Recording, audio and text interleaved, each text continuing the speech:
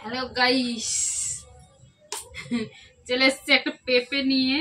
তো চলো, পেঁপেটা পেকে গেছে আর খুবই সুন্দর আর টেস্টি খেতে আমাদের গাছের পেঁপে।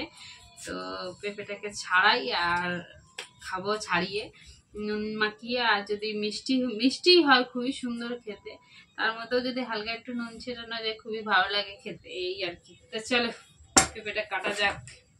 একটা বাসন নিয়ে নিয়েছি, তারপরে বটিতে, আর আমি ছুরি দিয়ে তেমন একটা কাটতে পারি না, সেই জন্য আর কি। তবে কাটার সময় আর একবার মনে হলো না, একটু চেষ্টা করে দেখি আমি যদি ছুরি দিয়ে কাটতে পারি। ছুরি দিয়ে আর সেই আলু খোলা ছাড়ানো ওই চাকুটা দিয়ে তো সব রকমভাবেই আমি চেষ্টা করছি। আমার পেঁপে ছাড়ানোর শুধু পদ্ধতিটা দেখো, তোমরা হেসে হেসে আলা হয়ে যাবে, তোমরা পাগল হয়ে যাবে হাসতে হাসতে, বুঝেছো? আমার এই কাণ্ড কারখানা দেখে লাস্টে আমি আর পাচ্ছি না, পিছল খাচ্ছে দেখে বড় আবার আমাকে একটু মানে দেখিয়ে দিল যে এরকম এরকম করে ছাড়াও, ভিডিও করতে বসেছে। আবার পেঁপে ছাড়াতে পারে না ঠিক করে, তো এরকম করে বলছিল। যাই হোক, ও বলুক, ওর অনেক কিছু বলে, হাজার কিছু, আমি ওর কথা কোনো কানেই নিই না। হ্যাঁ, কানে নিলে অনেক অশান্তি হয়ে যাবে।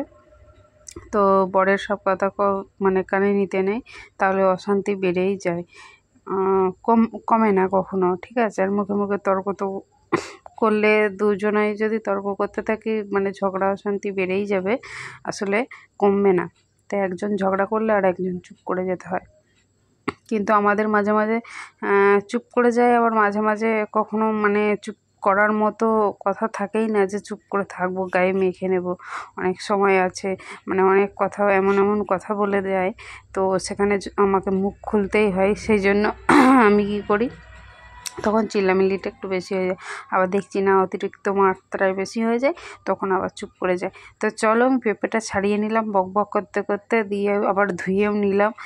ওই যে ট্যাপের জলটায় ধুলাম, ধুয়ে টুয়ে এবার পেঁপে পেকে গেছে, যেহেতু বীজ বেশি নেই, জানো তো, এই বীজগুলোই যেখানে ফেলবে সেখানেই আবার চারা বেরোবে। এটা যেহেতু গাছ পাকা পেঁপে, তো আমি আর একটা বাসন নিয়ে নিলাম, আর একটু বাসন নিয়ে আবার একটা চামচও নিলাম, আর একটা চামচ নিয়ে ভিতরটা পরিষ্কার করতে থাকলাম। ভিতরটা পরিষ্কার করে দিলে ওই যে ভিতরে সে মানে একটা কেমন কেমন পাড়া থাকে না, সাদা পাড়া আঁশ টাইপে, তো ওটাকে ফেলে না দিলে না পেঁপেটা পুরো তেতো লাগে, এত কষ্ট করে ছাড়ানোই হয়।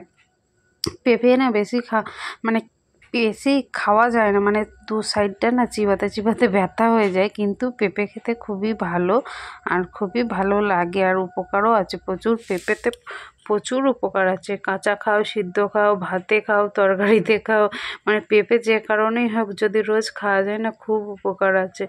এর উপকার ছাড়া মানে অপকার কিছু নাই, উপকার ভীষণ উপকার হয়, কিন্তু আমাদের তো পেঁপে খাওয়াই হয় না, সময়ই হয় না। কাল আমি কাজে যাইনি, তাই বাড়ি ছিলাম, আর পেঁপেটাও দেখছিলাম মানে পাকা হয়ে গেছে, সেই জন্যই আর কি ছাড়ালাম। না ছাড়ালে পড়েই থাকবে, জিনিসটা পড়ে থাকতে থাকতে নষ্ট হয়ে যাবে, ফেলা যাবে, তার জন্য আমি আবার বসে পড়লাম ছাড়াতে। ছাড়িয়ে রাখলে সবাই মিলে ঠিক খেয়ে নেবে, জানো তো। আর আমার কোনো জিনিস নষ্ট করতে একদমই ভালো লাগে না, কি করব, আমি ছাড়ানো টাড়ানো হয়ে গেছে, তারপর লবণ মাখিয়ে নিলাম। এবার আমি একটা খেয়ে দেখি কেমন লাগে। বাহ, খুবই তো ভালো লাগছে, খুবই সুন্দর লাগছে খেতে। তো চলো আমি খাই আর বাকি সবাইকে দিই, আর ভিডিওটা কেমন লাগলো জানিও।